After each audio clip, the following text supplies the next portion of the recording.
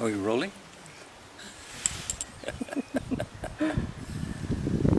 What I do before I talk like this, or before I guide someone, is I let roots grow out of my feet and out of my body down into the earth. I do that in my imagination because that then grounds me, and it carries my center to a different place in my body. And one of the things this work is about is coming home to the true center of who you are. We get scattered in terms of who we are, and we really get taught that the aliveness that we are belongs to an identity rather than to a completeness, a wholeness. And what I do is I work with people in terms of them moving toward their wholeness, growing into their wholeness, coming home to their center, and when they do that, then they move into the fullness of their own aliveness. And aliveness is the most beautiful gift that we have. In fact, if you look around, you see aliveness all over the place.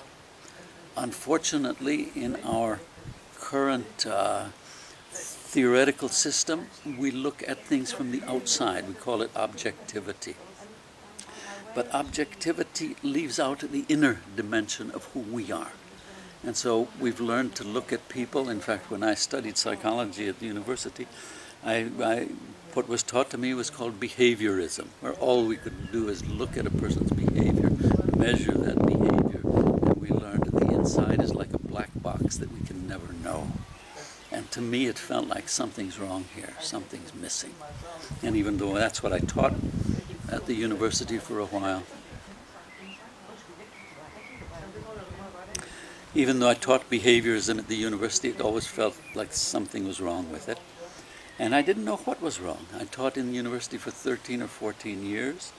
And during that time, I gravitated more and more toward looking at the philosophy of Carl Jung and the archetypes and the inner dimension of imagination in the unconscious. And then eventually I got an invitation to do some studies, in fact 2 years as a psychotherapist, postdoctoral training. And I took it immediately. I traveled across the country, and for 2 years I worked in psychotherapy and was trained in psychotherapy. And at the end of that time, I met some animals that live inside of us, and they've started taking me around the world and teaching me since then. These animals are met through the imagination, and we have to understand that the imagination is a way of knowing. It's not something we make up. It's not a thing we invent, but it's a way of knowing that is very deep and very ancient and comes from deep inside of who we are. In fact, it's our oldest way of knowing, and it's a way of knowing that is fundamentally beautifully alive, deeply alive. And so our thinking is also a way of knowing, but it's a very human way of knowing that we use with each other as people. We can't use it too well with animals because they don't communicate in the same way we do. And we can't use it too much with plants, although we try to, talking to plants and things like that. But when we work with the imagination, that is much more deeply connected to aliveness and nature in totality. And so the deeper we come in that aliveness of our own deep way of knowing, the closer we are to aliveness as a beautiful and awesome dimension, and a dimension that is extremely universal. Physics and our current orientation in science, as I said before, is viewing things from the outside. It's called objectivity. And the difficulty with that is that if we are objective, we necessarily omit from the beginning our inner ways of knowing, which are feeling and the deep imagination. That is, we rule them out to begin with, because science is based on measuring, observing, calculating, predicting, that is mathematics, and sensing. And those are our two outer ways of knowing. But the inner ways of knowing don't enter into science at all. They can't. They have no way in because we say no to them before we ever start studying. And so what I've been led into, which to me is a tremendous gift, a remarkable gift, is the inner way of knowing. And for 30 years, this is what I've been doing, going around the world and helping people come home to their inner ways of knowing. And as they do that, they, first of all, usually encounter some tremendous strengths and also injuries, because that's where we carry our injuries, is on the inside. But the strengths help heal the injuries, and the healing is a totally natural event.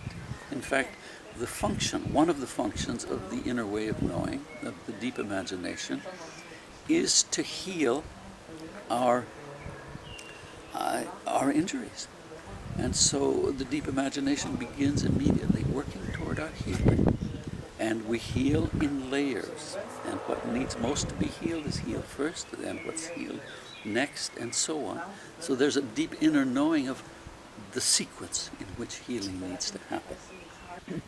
One of the things that we discover when we start working with the deep imagination is that we are full of a lot of different kinds of aliveness. There's not just one aliveness in us. There are many different kinds, and each one has a different orientation. And we've never learned that. We think, oh, I'm alive, or my body is alive, and that's that. But that's not the case. There are different alivenesses. Each one has its own focus and its own function in being here, and these alivenesses are all supposed to work together. But a lot of times what we've learned is to split them apart, and that there are certain alivenesses that shouldn't be there, like the aliveness of anger, or the aliveness of doubt, and things like that. But they all belong together, and the thing is, if we split them apart, then we lose our own central balance. And once we start helping them come together and visit each other and get to know each other and working again as a singular unified aliveness, then we come back into the balance and into the center and into the true wholeness of who we are. So it's a very beautiful process, and the more people work with this orientation, the more alive they become, and it's beautiful to watch that happen. Color returns to their skin, they become more active, they're more alert, more adventuresome, and so on, and it's like an original wildness comes back to who we are. Not anything dangerous, but the same wildness that you find in the flowers, or in nature, or in any animal. It's just the original aliveness that's there that is willing to go out and explore and adventure and discover. And we used to be that way long ago, until we started getting so thoroughly schooled that we thought, oh, we have to know everything before we do it. We have to think things through, we have to plan, we have to organize, and then we can venture in and do something. But that's a misunderstanding of who we are. Our first instinct is for adventure. In fact, among some of the tribes that live nearby in New Mexico, and my father was not a tribal member, but he was an American Indian. Among those tribes, their orientation is that children need to discover who they are. It's not that they're to be told who they are or what they should do, but they discover their own gifts, their own orientation, what feels right to them, and that's what they follow. So one of their aspects in life is the freedom to discover. And it's out of that then that an Indian gets his or her name, through discovering what the name is. So the name comes from an experience rather than a family tradition, although the family tradition might be there also.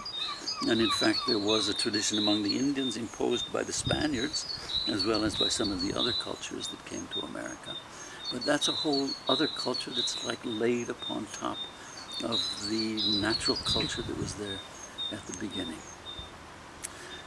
I was fortunate enough to have had the experience of the inner alivenesses coming to me and visiting me. And this happened over 30 years ago.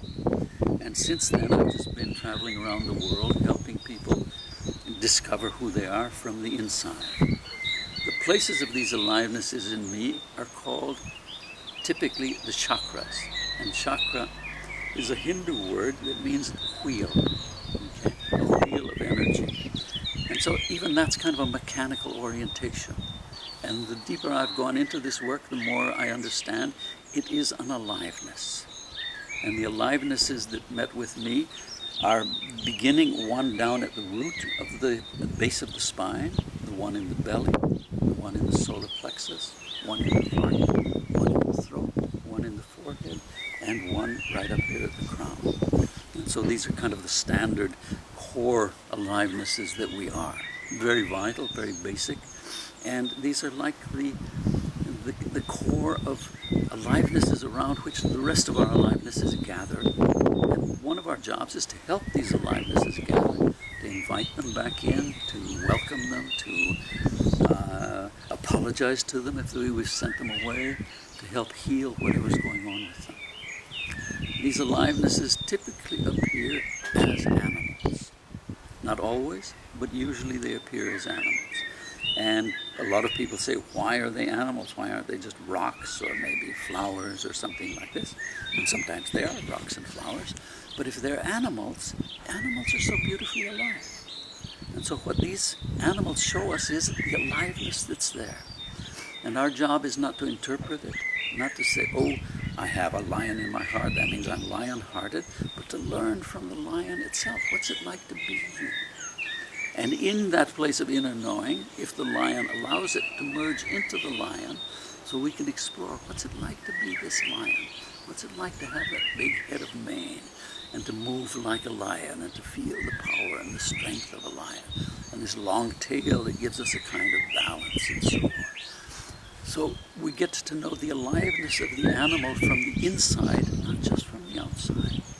And one of the things that does is it helps us respect much more deeply the animal itself as a being with its own right to be here, with its own way of knowing, with its own presence, and with its own, we could say, beautiful maturity.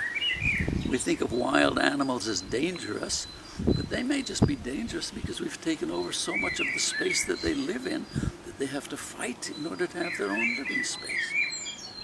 And this is currently one of our great problems, that we don't allow room for our brother animals to be here, to have their own room to live, and to say they have as much right to be here as we do. And we need to honor that and respect that.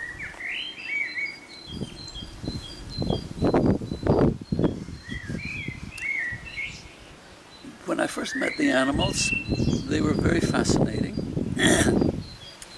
And they immediately helped heal an injury that I had had for over 40 years that I'd totally forgotten about.